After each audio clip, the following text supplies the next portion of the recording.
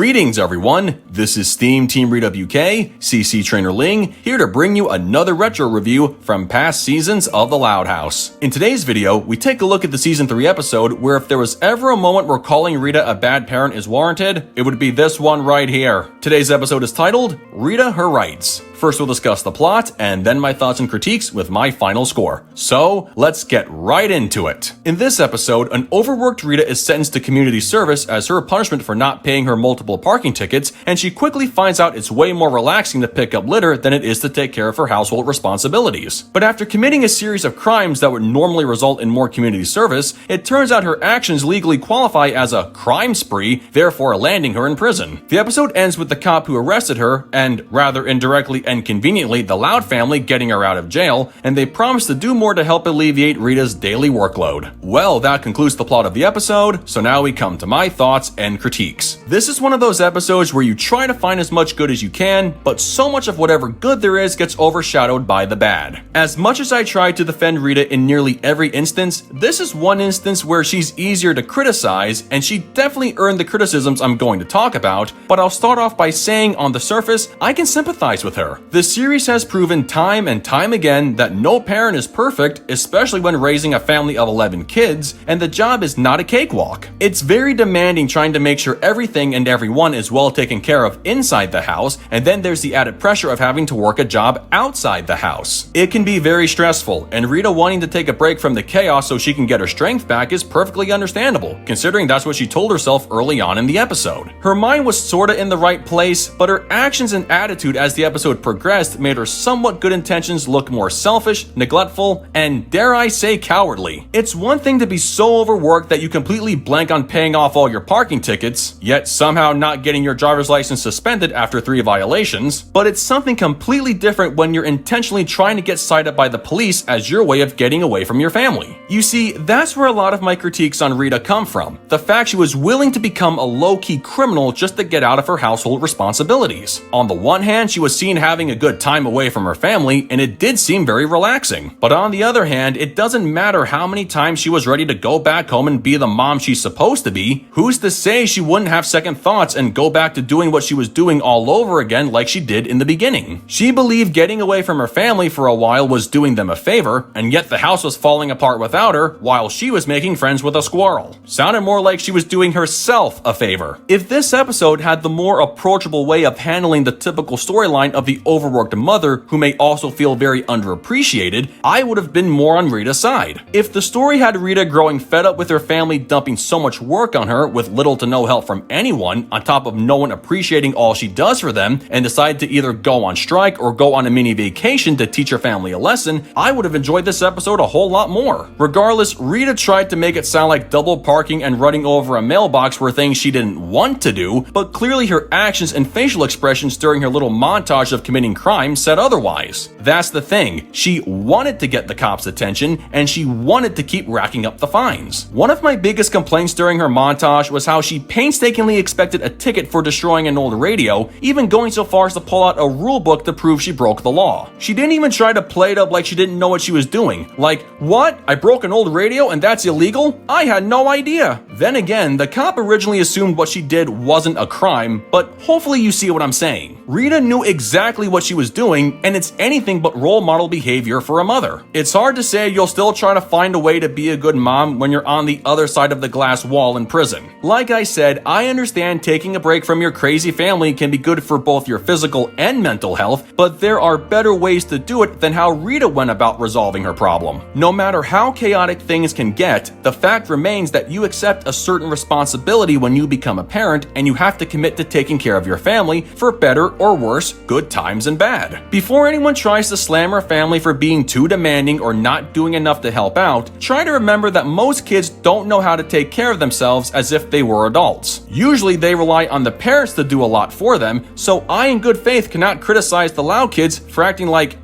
kids. They certainly weren't acting ungrateful towards their mom, so there's that. You can rightfully criticize the dad for not pulling his weight in the episode, but kids usually expect their parents to take care of them, not the other way around. In other other words, if kids could take care of themselves, they wouldn't need parents, now would they? I know what I just said contradicts my earlier fan theory on how the episode could have been better, but still, I hope you understand what I'm saying just in terms of the context of the episode we were given. Anyway, Rita should have just been honest with everyone on what she was going through, and while her family does promise to try to make things easier for her, the one person who didn't make things easier for anyone was Officer Schaffner, another negative to add to the episode. While I give my appreciation to the ever-talented Mindy Sterling for providing the voice, this cop was anything but helpful, although I guess that depends on how you define the word helpful. She started off okay in the beginning when she said either Rita had to pay off her tickets or do community service, and in fairness, she was just doing her job. Although, as I alluded to earlier, it's quite shocking how she didn't suspend Rita's driver's license after she accumulated so many tickets. And then later, it was only after Rita's series of crimes that she informed her primary suspect that she was going to have to appear in court and then be sentenced to prison because of her crime spree. When a trained police officer doesn't realize until they filed their paperwork on what constitutes a license suspension or even a crime spree, no matter how silly the charges are, while Rita quickly learned that destroying an old radio can land her in trouble, something Schaffner didn't even know until it was pointed out to her, it would appear the common citizen has more knowledge on the law than someone sworn to protect and uphold it. Maybe this cop should find a new line of work. Even so, I felt like she, not the off-screen judge who did the sentencing, let Rita off the hook way too easily following what turned out to be a train wreck of a family visitation. She let her go because she finally understood why she needed a break from such a crazy family. Well, given what she saw, she's not wrong in what she said. Sure, she does sort of become a little friendlier towards Rita by offering her more time away if they ever decide to cross paths in a tow zone, but doesn't that pretty much say she's giving Rita some approval to once again go around committing crimes so long as it means getting away from her family? Would she do that for anybody or just Rita? Maybe it was the cop's way of making sure the Louds never have to visit anyone in that prison ever again, and yet she couldn't just tell them to leave by saying visiting hours are over or lessen the amount of people who could meet Rita at one time. I mean, no one raised any suspicions on Lisa's attempt to smuggle in a comedically oversized file inside a cake, but a rambunctious family is enough to grant someone a release from prison? Makes total sense to me. All I can say is if Rita does go back to parking on fire hydrants, she better make sure no one other than Schaffner issues the citation. Overall, this episode had the right idea when it came to demonstrating how being a parent can take its toll, but the way Rita went about putting an end to her stressful conditions was not in good taste. She abdicated her responsibilities rather than stepping up to the plate like any good parent should, and she developed a criminal record all in the name of peace and quiet. Officer Schaffner bordered on the edge of being fairly competent and firm but fair throughout most of the plot, but then you quickly realize she's not as qualified to do her job as you would think. From lacking knowledge on someone's record and their own city's law book to letting Rita out of jail simply because of her family being too noisy, and then kinda giving Rita the okay signal to commit crimes if it means spending more time in prison just to get away from her family, just makes you question that firm but fair competence. In short, this episode didn't put Rita in a good light despite its best efforts, and while I don't truly despise it, it's not one I'll enjoy watching again anytime soon. With that said, I give Rita Her Rights a 5 out of 10. Well folks, that concludes my review of Rita Her Rights. Before I go, there's one, technically two eyebrow-raising moments worth noting when the kids gather around their mom. Lynn needed her jersey washed, and Lincoln couldn't find his notebook even though it was stuck to the same jersey, and he was standing right next to Lynn when this happened. Like, come on, you serious? Also, didn't the episode Instagram have Lynn saying a dirty jersey brought her good luck? A superstitious athlete wanting the good luck washed out of her jersey? Say it with me, people. Consistency. But anyway, as far as the rest of the episode goes, what did you guys think of it? Love it? Hate it? Something you would add? Change? Keep it as it is? Let me know in the comments below, and make sure to subscribe to this channel for the latest Loud House content. That's going to do it for me. I'll catch you guys for the next video, but until then, this is SteamTeamRedubUK, CC Trainor-Ling, signing off. Peace out, home slices.